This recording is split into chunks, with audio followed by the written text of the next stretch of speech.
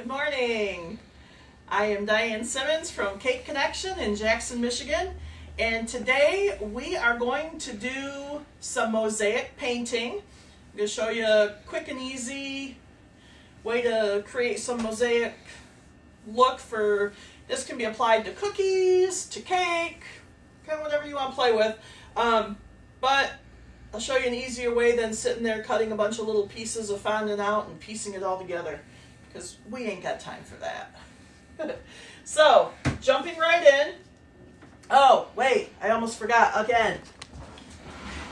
Hey, let's whip over here.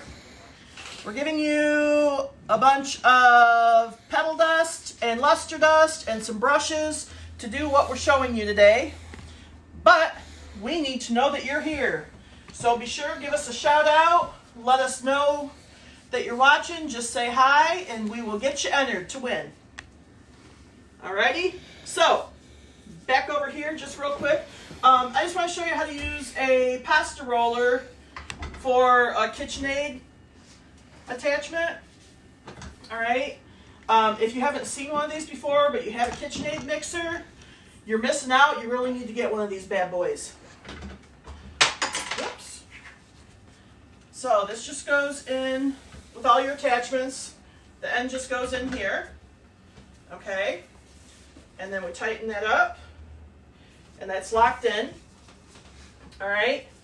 And pasta rollers, just in general, you can open them up, and then you can, with the little knobs on them, whether it's a manual or an attachment one, you can just get thinner and thinner. You always want to start out at the thickest setting you have, though. Okay. So I'm just using some fondant and a little bit of powdered sugar. All right, I've already kneaded this up and kind of thinned it out a little bit. You don't want to put it in your pasta roller super thick. It'll just gum up and plug up your roller. So you do want to get it down to a decent starting thickness, okay? But once you put it in the roller, you can get an exact thickness for it. And it is so nice if you're doing fondant bows, gum paste flowers, fondant flower, anything like that. All right, just the whole, having everything the same thickness, I can't even explain the difference it makes with it. Okay. So I just turned on my motor, and I can click that down one if I want to go thinner. Okay, and put it back through. And you can just keep going till you get to the thickness you want. So, then we're going to hop back over here. Eric will zoom you down in. And we're going to do a lot of close-up, zoomed-in work today. So, this is just a crinkle edge cookie cutter. I'm just using this just to show you guys quick and easy little projects, okay? You can absolutely do this on a whole cake. This, you can just pretend it's the top of a cookie that we're playing with. Let me scoot my chair back over here. So, to get started, you do not have to, but you can use cutters to do guides if you want, for example, a floral pattern mixed in, okay? You could put a little heart out here in the center and then come off of the heart. Just, it's whatever you want to do, okay? So, I'm just going to lightly press that in. I don't necessarily want to cut through. I'm just putting a line in there. All right. Then I have a couple different tools here, and you can use either one of these. This is just a cutting wheel. It's one of our PME gum paste tools that we have. We sell these here in the store, but it's got two different rollers on the ends. Okay. This is part of the Wilton tool set. I believe. I'm lying. It's a Tico's. So, but it just has, this is a silicone one. All right, so they're a little flexible. But we've just got some, just different, like I said, gum paste fondant working tools. Okay. If you don't have these, honestly, just if you had a really thin paintbrush, you could use that, but I would say invest in something, some sort of tool to use instead. Okay. And this is very random. Whoops. Sliding around it. I'm so sorry about that. We forgot to shut the volume off on my ringer today. Oops. Hold on. We're having a little bit of trouble. We're having some technical difficulty today? Yeah. What do we got going on? The Zoom is not participating. The Zoom is not playing. No. I'm trying to zoom in on what you're doing. We're not getting there. Is it because of the phone call maybe? No. Try wipe off the lines. No. Just one moment, people. We're having technical difficulties. We're sorry about this. Our Zoom is not working for some reason. There we go. No, it's still... It was good for a second. Is it working now? Yeah, so we're clear. And then Touch on that bit. I am sorry about this, guys. Are we good? Is it because I have white down here? No, we've worked with white before. yeah, that's what I'm... Let me put something else in the screen. Does that help or no? No? I just gotta zoom out. All right. Hmm? We're good. Okay. It's just not gonna be as zoomed in as I want. You're good. Okay. So, I'm going to show you with the other tool as well. All right, we're just putting random lines on here to create our mosaic pattern, okay? And I often come off of the tip of petals or leaves if I'm putting them in.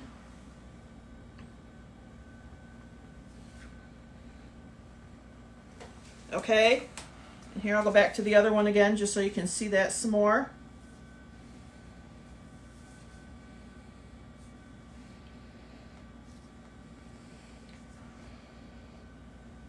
And we're just making, like I said, just some different patterns in here.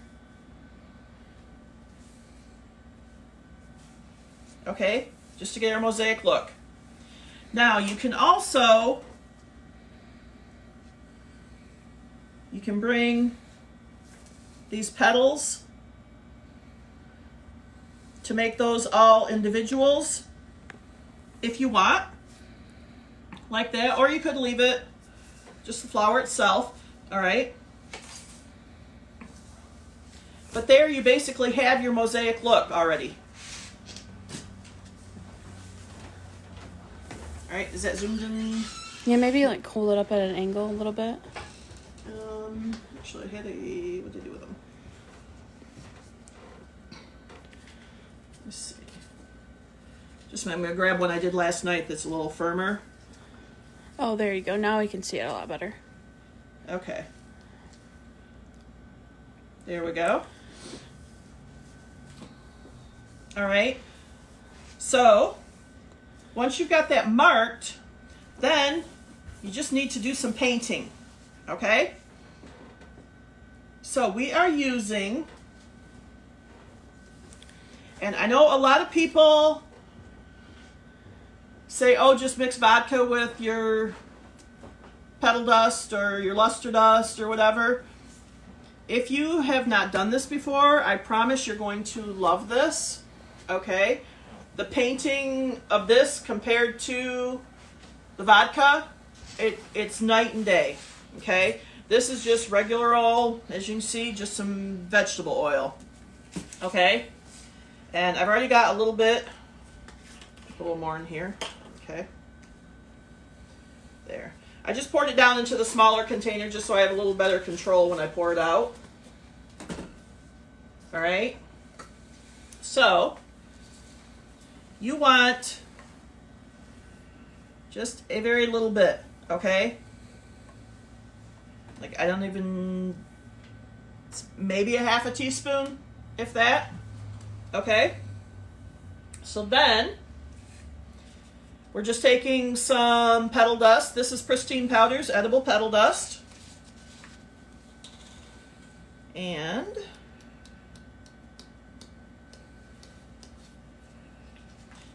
I'm putting in, I don't know, probably a half teaspoon or so of that. Whoops, empty jar is not going to do me any good. And then this is just some pearl dust. This is some super pearl. Okay, you don't have to put the pearl dust in. I just like, it just gives it a little bit of extra sheen. Okay, and I did basically equal parts of the pearl dust and the petal dust in there. Okay, so we are going to stir that up.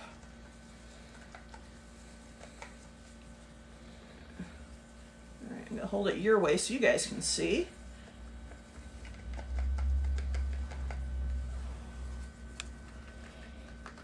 Okay, now I have people ask, well, very typical question with this is, can I just use some of my gel paste food color? The petal dust and the luster dust are thickening this up, okay, and we need that. You don't want it just straight oil in there. You actually want it to be a little on the thick,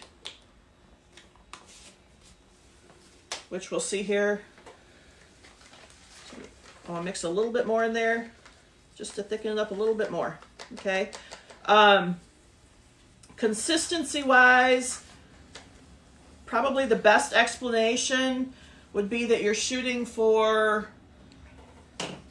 either a very thick nail polish or a very loose toothpaste type consistency, okay?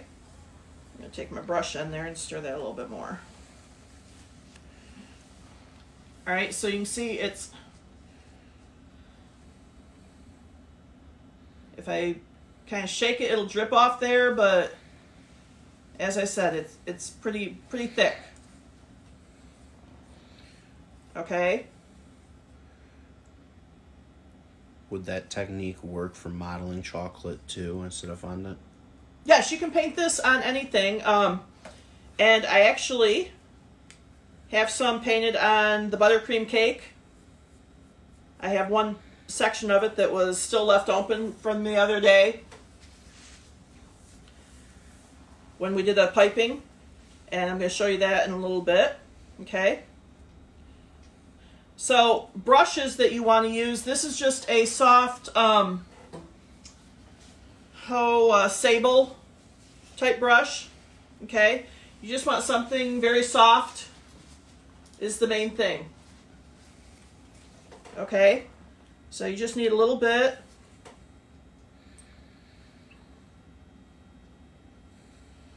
And then you just go in there and paint.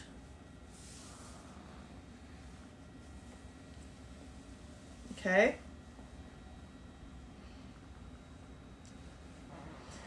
And this, as I mentioned, if you have worked with vodka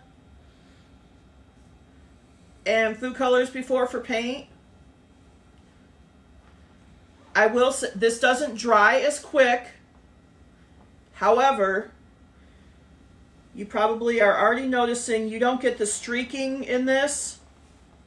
When you put it on, you've got a nice solid coat. Okay? And another added bonus, if you are doing any golds or any metallics, this just, the oil itself gives it a little bit of extra sheen too. Okay?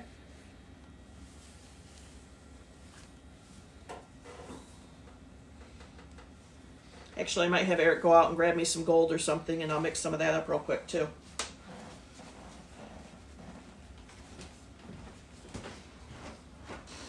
Just to show you. Okay? So hopefully you can see there. All right. But it just gives a super nice coverage and goes on really, really nice. Okay, I've got some other colors mixed up here too. So I've got some yellow. My yellow is actually a little bit thicker. Put too much oil in there. So it's a little more on the drippy side, but it'll work. Okay. So you basically go around and paint. Typically you do want to stay away from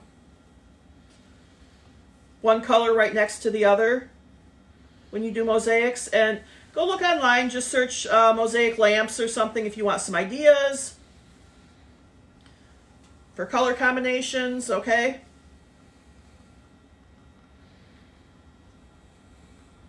But you can see I'm really not being super careful with this. It goes on really nice and easy. Okay. Do you have problems with the paint drying evenly using an oil base?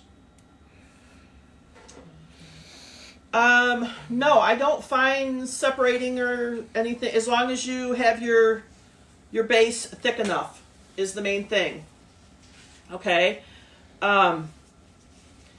If you have it very runny, which I had some over here.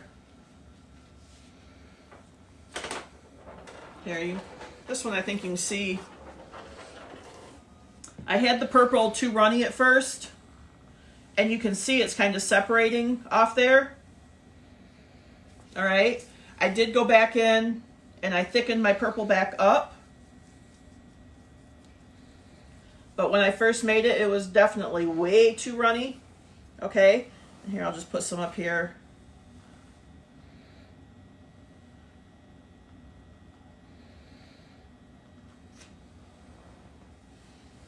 Okay. So no, as long as you have your consistency good, you typically don't have issues with that.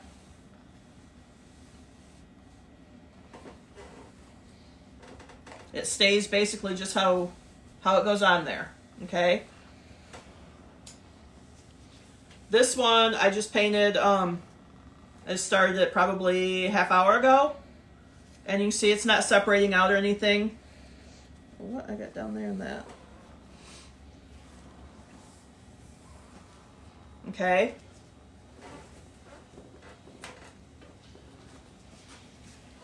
And can you do this directly on a cookie that's not covered with fondant? Okay, yes, you can paint this on royal. You can paint this on buttercream. Give me just a second here. I'm going to mix up some gold, and then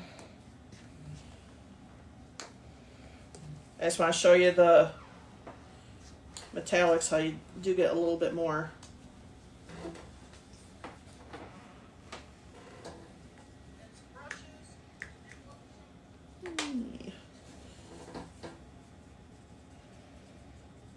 Hopefully I didn't have too much color left on my brush. Oh, I did. Okay, I tried wiping off my brush. Darn it.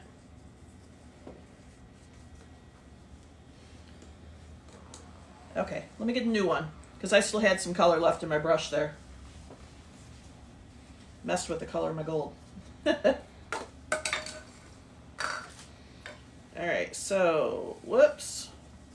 Definitely more oil than what we wanted. So some oil. I don't think we got enough there. Will this Some work gold. with any of the petal dust? Yeah, you can mix any petal dust in with this.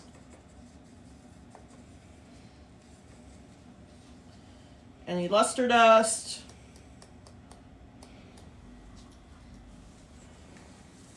Okay. There, we have some gold mixed up.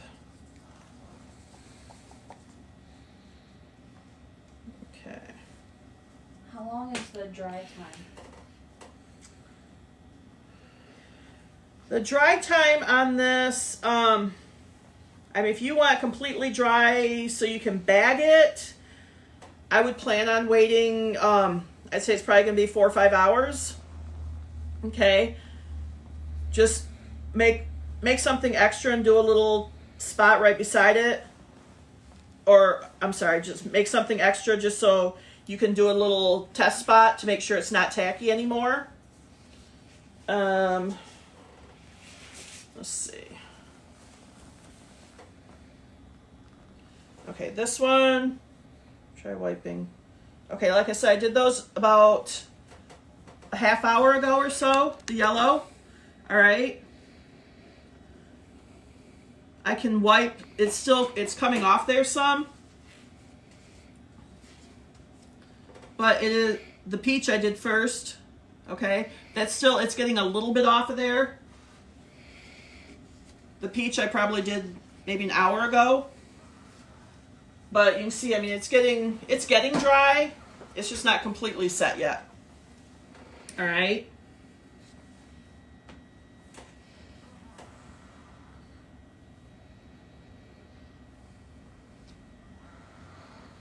Okay, so this is some of our King's Gold, so it's a little bit of a darker gold, but you can see that it gives it a little bit more of a metallic sheen, having the oil in there too. All right.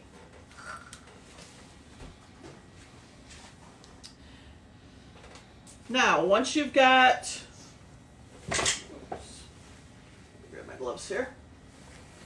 So once you've got it painted, and this next step you don't have to do, okay? I like the look of it, but it's totally, this is up to you if you want to do this or not. Okay? I just have some black royal icing. And Eric, don't laugh at me. Can you go to my office and grab my glasses? Yep. The kid likes picking on Mom needing her glasses now. But this little stuff, I tell you, it messes with me. And I'm going to paint just a little bit more in here. I got some peach. I have a peach color mixed up. Pink ones. Please, thank you. Just going to do a couple more colors on here real quick, and then I'll put the...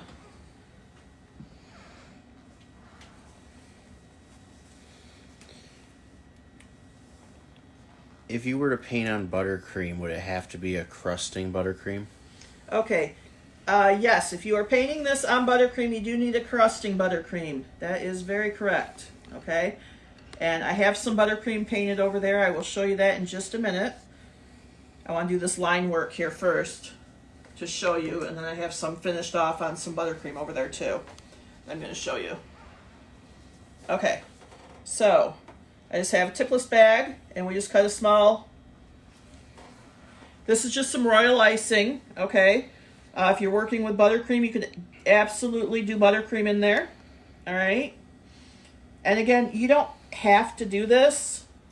I just like the look of it, okay? To me, it basically looks like the lead that you have in a normal stained glass, okay?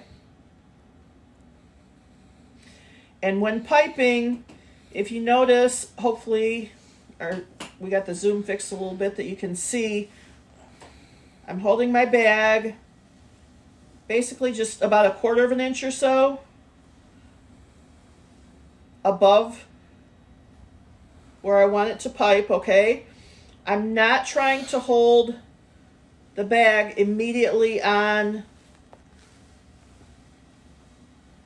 my surface, okay? If you do that, here I've got one here that I don't have anything painted on. I'll show you on there. If you try and drag right on that surface like a pencil, okay, can you see how shaky that is? If you hold your bag above and let the icing fall.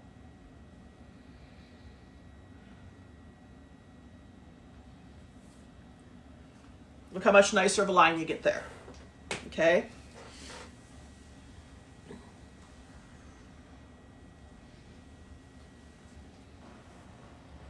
So we're just going in.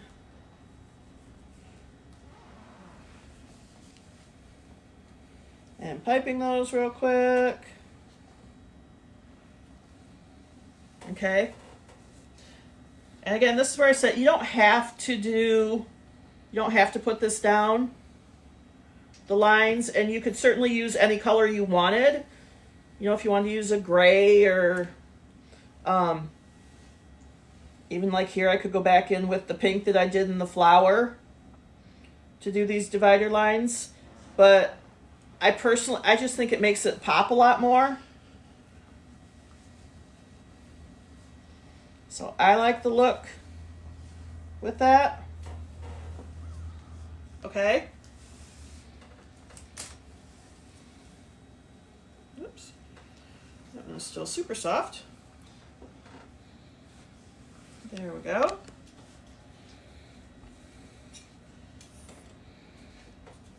So there you can kind of see, you know, granted this one isn't painted all the way with all the different colors in there, but you can just see how that black just really makes it pop and show off a lot more. Okay. And then here, and this was super, super quick this morning because I just thought, oh, let me show them real quick that you can do this on buttercream. Okay. But this is just this is a crusted buttercream. Little section of the cake we had left from Monday. But you can see that, yes, it does absolutely work on buttercream. Okay. Grab my brush here. I'll paint some yellow on there real quick. Okay. I'm not painting anything in particular, but just to show you. Oops. All right. That yes, it paints on very nice. Okay. So again, this is crusting buttercream. This is fondant that I've worked with down here. You can absolutely work with your modeling chocolate, your gum paste, and anything like that. But great way, easily transferable to obviously a cake, but you can do these on cookies. You can make little pieces, little cutouts to put on top of cupcakes or something if you wanted. Lots of options. We got a couple questions. Okay. Asking about the piping that you did for that mosaic on the side of the cake. Okay, don't look at it too close because I did it really, really, really fast. But do you have any tips for how to do that or how to make it kind of go the way you want it to go? Okay, I basically, when I was piping that, I did tilt the cake up, I don't know, maybe 30 degrees here, about like this. So I just kind of held it up about like that. But yes, when I piped on, I don't trust a cake to, this one's styrofoam, so I can go up, but a regular cake, I don't trust it tilting it much more than about like this to do painting on it. So just tilt it a little bit, so you've got a little bit of gravity.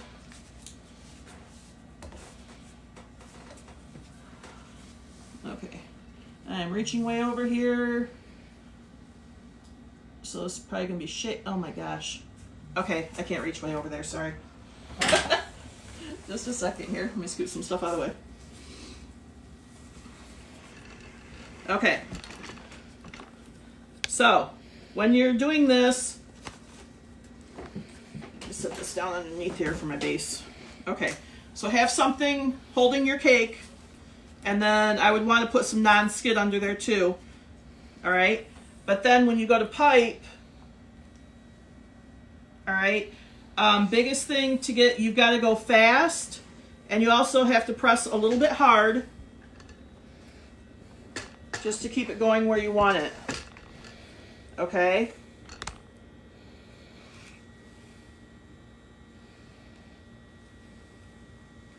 So have definite vision where you're headed with it.